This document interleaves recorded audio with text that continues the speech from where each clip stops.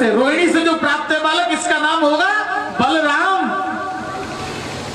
मेरे भाई जरा ध्यान देना, त्रेता से लेकर के द्वापर तक साथ नहीं छूट रहा।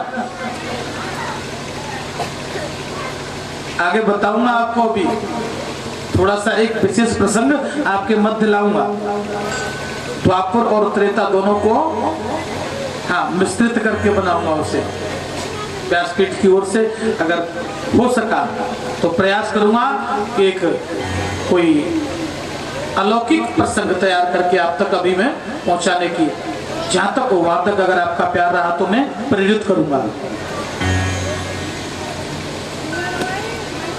यदुकुल के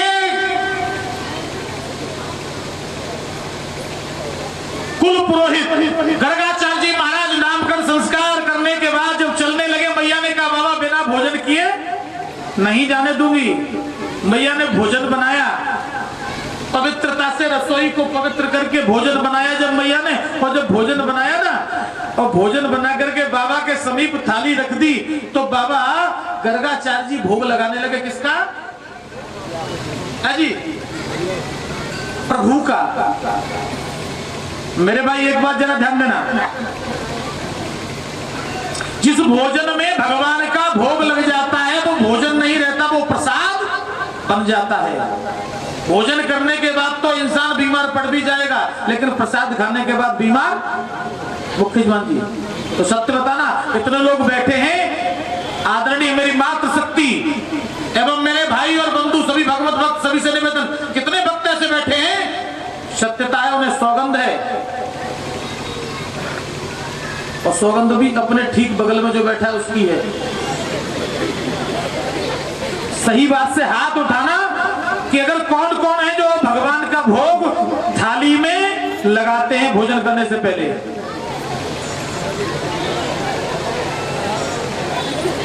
नहीं, बगल वाले की सौगंध अगर झूठा उठाना हो तो नीचे कर लेना। देखिए कितने लोग उठाते हैं, हाथ कितने उठ रहे हैं, बस बस बस ठीक। ये इतने लोग लगाते हैं, ज्यादा से ज्यादा संख्या मेरे हिसाब से 45 की नहीं पहुंच रही, 45 व्यक्तियों की संख्या नहीं पहुंच रही थाली में। कब? कि जब मेरा भगवान खाता नहीं है तब। और मेरा विश्वास है कि अगर उसने खाना आरंभ कर दिया तो ये भोग लगाना बंद, और क्या होगा? जब वो खाता नहीं है तब हम भोग लगाते नहीं हैं, और जब वो खाने लगा तो हम बंद कर देंगे। मेरे भाई मेरा एक निवेदन रहेगा, मेरा एक आग्रह रहेगा आपसे, और आग्रह नहीं एक विनम्र निवेदन रहेगा कि नहीं, आप भोजन करने से पहले थाली में भोग अवश्य लगाएं, क्योंकि वो प्रसाद बनता है। बाकी हरी इच्छा बलवान।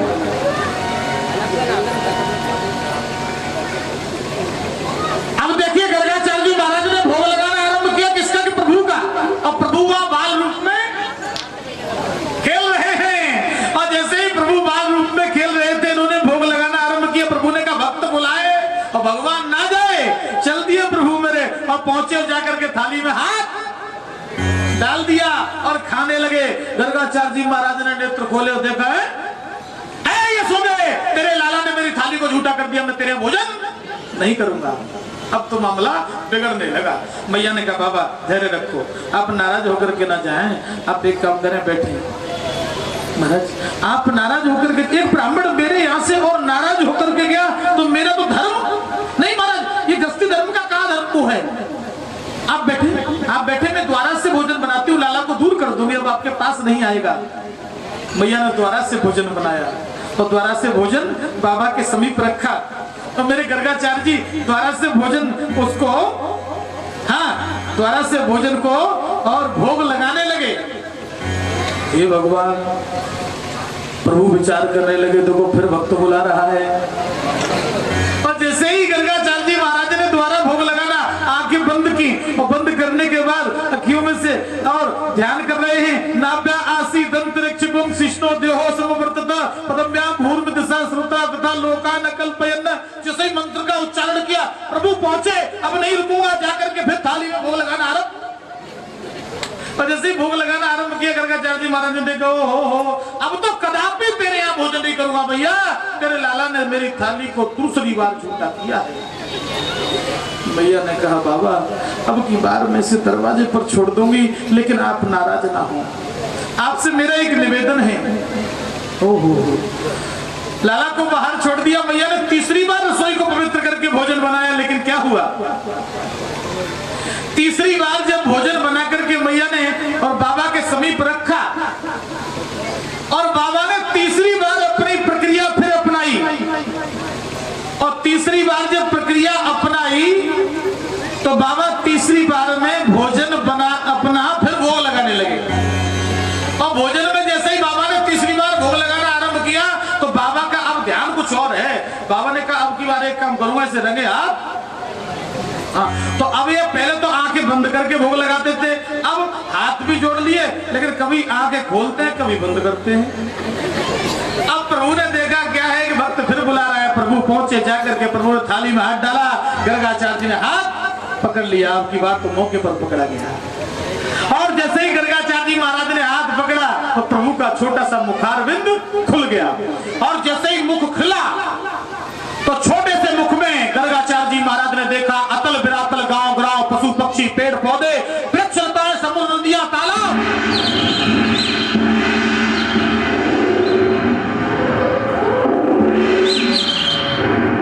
गर्गाचार्य जी महाराज ने कहा प्रभु क्षमा करना, पहचान नहीं पाया। उन्होंने कहा पहचान गए तो तुम भी एक बात ध्यान रखना, ये भेद खुलना नहीं चाहिए। प्रेम से भोजन किया, दक्षिणा प्राप्त की और वहां से विदा हुए। अंतोगत्वा प्रभु बड़े हुए हैं, और बड़े होने के बाद प्रभु ने धीरे धीरे एक लीला और आरंभ की है। क्या कि प्रभु ब्रज रज खाते हैं, ब्रज की मिट्टी खाते हैं। क्यों? कारण है ब्रज रज मीठी है, प्रभु को मीठी लगती है।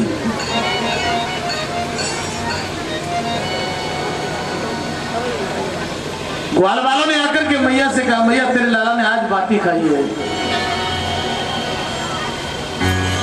प्रभु ने कहा मैया सर्वे मिथ्या भाषन्ति, ये सब झूठ बोल रहे हैं, मैंने मिट्टी नहीं खाई है,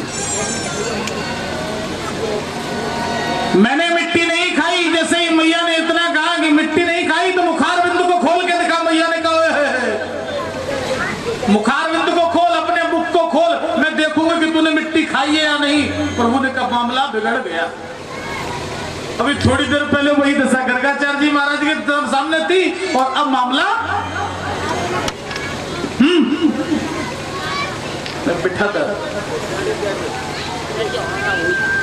प्रेम से बोलो गोविंद भगवान की। गर्गाचार्य जी महाराज के सामने थी, वही दशा मैया के सामने आ गई। देखा सकल विश्व जगमाई, और कौन सी वस्तु जो या में, सब कुछ सारा ब्रह्मांड मुख में नजर आ रहा है। मैया कहने लगी कौन है तू? मैया ने कहा तू साधारण बालक नहीं, मुझे लगता है तू कोई दिव्यमयी बालक है। प्रभु ने कहा दिव्यमयी तो नहीं मैया, कौन है तू? मैया ने कहा कौन है तू? तो प्रभु ने कहा जानना चाहती है तो सुन। प्रभु ने अपनी लीला मैया को दिखाना आरंभ किया, और प्रभु कहने लगे मां सुन, अगर तू ये जानना चाहती है मैं कौन हूं तो सुन।